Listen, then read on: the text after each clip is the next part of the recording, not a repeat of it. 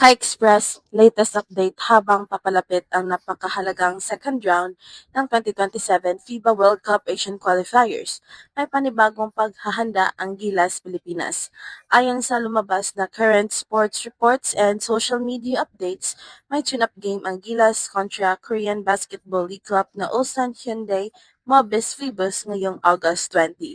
Bahagi ng paghahanda bago harapin ang Jordan at Iran. Pero ang pinakamalaking dahilan kung bakit special ang training camp na ito, nakabalik na si Kai Sotto sa Gilas Pilipinas. At hindi exaggeration ang sabihing napakatagal na nating hinihintay ito. Ayon mismo sa FIBA, humigit kumulang 21 months na hindi nakakapaglaro si Kai para sa seniors national team.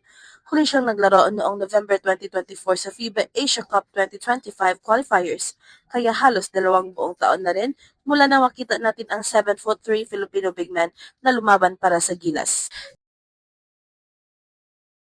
Confirmed din na sumali si Kai sa Gilas practice noong August 17. Sinabi ni Coach Timko na game changer ang kanyang pagbabalik at napakahalaga nito dahil nasa 2-4 record ang Pilipinas at napakaliit na ng margin for error sa second round.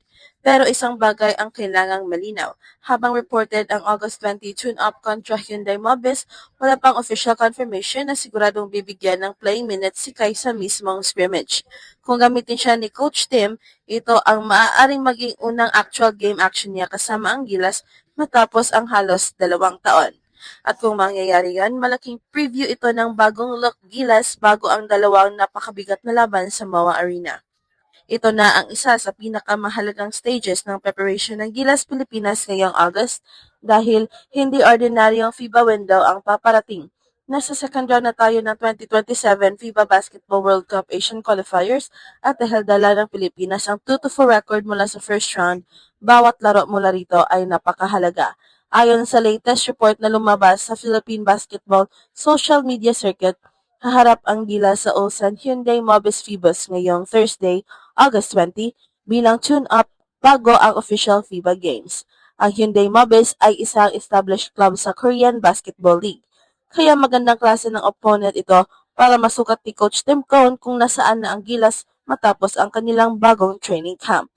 At hindi rin random Korean club ang makakaharap nila. Ang Hyundai Mobis ay bahagi ng high-level professional basketball system ng Korea. Kaya kahit tune-up lamang ito at hindi official FIBA game, valuable ang ganitong laban dahil nagbibigay ito ng pagkakataon kay Cohn na subukan ang combinations, defensive coverages, spacing, and chemistry ng kanyang roster bago dumating ang tunay na pressure. Pero syempre, ang sentro ng atensyon ngayon ay walang iba kundi si Kai Sotto. Official na rin itong kinumpirma ng FIBA.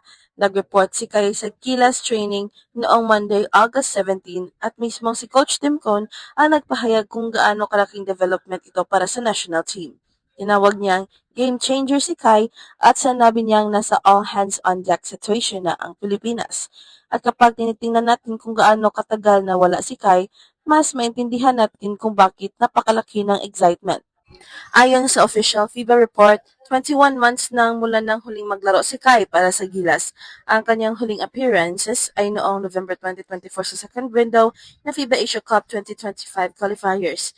Doon natin nakita ang isa sa pinakamagandang national team performances ng kanyang career. Kontra New Zealand noong November 24, nagtala si Kai ng 19 points, 10 rebounds, and 7 assists habang tinalo ng Gilas ang Tall Blacks, 93-89. Ang unang major FIBA victory ng Pilipinas laban sa New Zealand. Makalipas ang ilang araw, naglaro rin siya sa malaking panalo kontra Hong Kong, China. Pagkatapos noon, hindi na natin siya nakita sa Gilas competition. Noong January 2025, nagtamo si Kai ng left ACL injury habang naglalaro sa Japan. Dahil dito, hindi siya nakasama sa February 2025 FIBA window at nagsimula ang mahabang recovery process. Kaya isipin natin, mula November 2024 hanggang August 2026, halos 2 taon ang lumipas bago muling nakapag-training si Kai kasama ang national team. Ito ang dahilan kung bakit napakalaking moment kung bibigyan siya ng minutes sa Hyundai Mobis tune-up. Hindi lang dahil gusto nating makita kung makakascore siya or makakablock ng tira. Mas importante rito ang makita kung kumusta na ang kanyang timing lateral movement, conditioning, rebounding, positioning, and chemistry kasama ni na Justin Brownlee, Junmar Fajardo, AJ Edu at iba pang Gilas regulars. Pero mahalagang ihiwalay natin ang confirmed information sa expectation. Confirmed, bumalik na si Kai sa Gilas training. Confirmed, expected siyang maglaro para sa Pilipinas ngayong window 4. Confirmed, halos 21 months na muling huli siyang maglaro para sa Gilas. Reported, may August 22 tune-up ang Gilas kontra Hinding Mobis. Pero sa ngayon, hindi pa dapat natin sabihin confirmed na starter si Kai or guaranteed na bibigyan siya ng minutes sa tune-up. Depende pa rin yan kay Coach Tim Cone at sa kondisyon ni Kai. Kung makalaro siya, bonus yan para sa fans. At maaaring, yan ang unang pagkakataon nating makita ang bagong version ni Kai sa Gilas uniform matapos ang napakahabang pagkawala. At dito, nagiging mas mahalaga ang buong preparation period dahil pagkatapos ng tune-up ay hindi na friendly game ang susunod. Official FIBA schedule na ang naghihintay. Sa August 28, haharap ang Gilas, Pilipinas sa Jordan sa Mall of Asia Arena. Ang game ay nakatakda sa 8:30 p.m. Philippine time. Pagkatapos nito sa August 30, Iran naman ang makakalaban ng Gilas sa parehong venue sa 8 p.m. Napakabigat ng dalawang kalaban. Jordan enters the second round with a 5-1 record habang 5-1 din ang Iran. Samantala 2-4 ang Pilipinas, kasama rin sa Group E ang Australia, New Zealand, and Syria. Kaya malina kung bakit sinabi ni Coach Tim Cone na halos wala ng room for error ang Gilas. At dito maaaring malaking-malaki ang epekto ng pagbabalik ni Kai. Sa loob ng halos 2 taon na wala siya, napilitan ang Gilas na gumamit ng iba't ibang combination sa center position. Nandoon si Junmar Fajardo, AJ Edu, Quentin Mayora-Brown at iba pang big men depende sa availability. Pero kakaiba ang dimension na dala ng isang healthy 7'3" Kai Sotto. May rim protection, may lob threat,